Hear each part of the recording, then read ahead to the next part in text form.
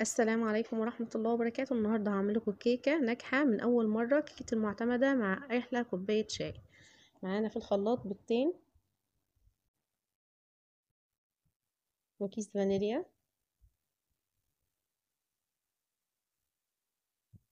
هنحط عليها كوباية من السكر وكوباية من اللبن اللي هو الحليب، يعني احنا بنقول عليه لبن. نص كوباية من الزيت، أهم حاجة الزيت هنا ما يكونش ليه ريحة، ورشة من الملح. هنا بقى المكون اللي أنا بحب أحطه على الكيك، عصرة ليمونة، هنضربها كده في الخلاط مع بعض علشان يدوب السكر.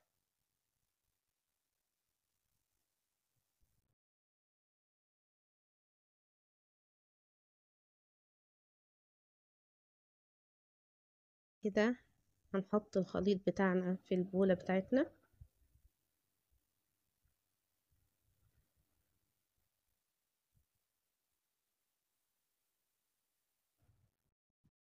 نجهز الدقيق والمواد الجافة. هنحط كوبايتين من الدقيق وعليها كيس كيك شيف.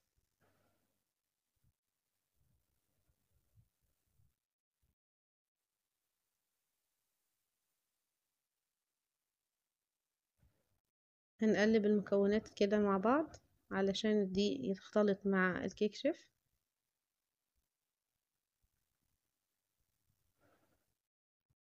اهو،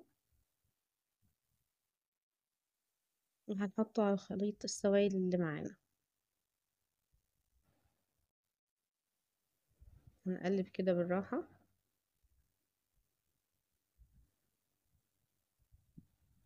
هنا انا نخلة الدقيق طبعا علشان يدي مسام للكيكة وما تبقاش مكتومة. هتعملي احلى كيكة، وامشي معايا خطوة بخطوة. هنقلب هنا الدقيق وناخد الدقيق كله علشان ما يبقاش فيها تكتلات.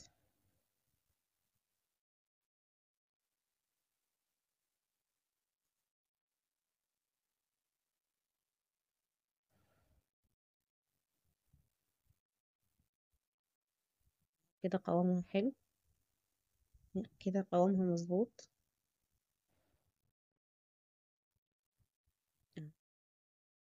كده تمام.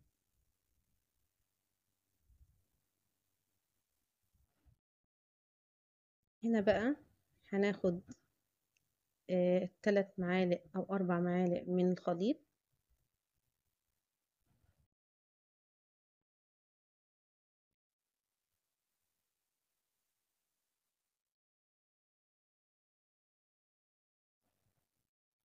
نحط عليهم معلقة من الكاكاو. انا هنا حابة اعمل جزء بني فيها، يعني هي ممكن تعمل سادة كلها او ممكن تعملي فيها جزء بني بالشوكولاتة بالكاكاو.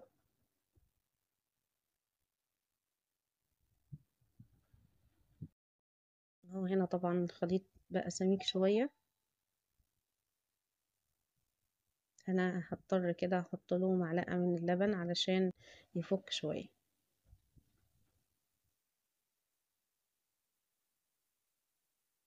اهو معلقة واحدة من اللبن بالظبط. هنقلب خليط الكاكاو.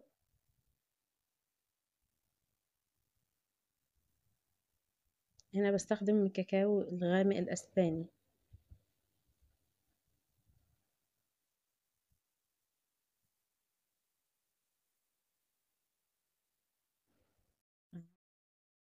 الخليط جاهز معايا اهو، شايفين كده القوام المطلوب. هنا هنجهز الصينية، كانت مقاس 26. هدهنها بمادة دهنية، اي مادة دهنية عندك. طبعا هبدرها بالدقيق.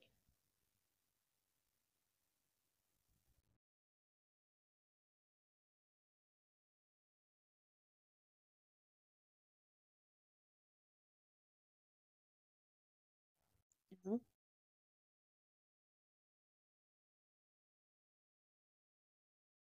ضفت الخليط الابيض بتاعي.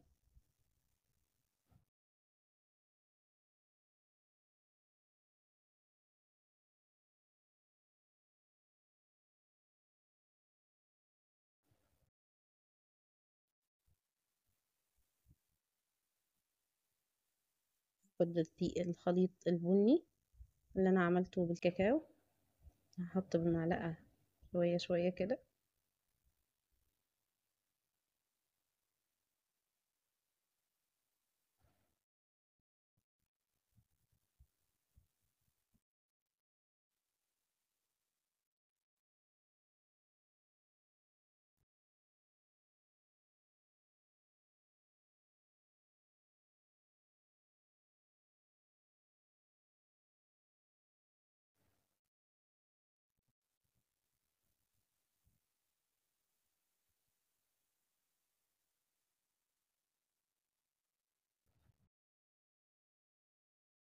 هنا بقى همسك طرف السكينة او خلة او اي حاجة عندي، وهمشي بيها كده على الخليط البني، اعملها زي قلوب كده حلوة، شكلها حلو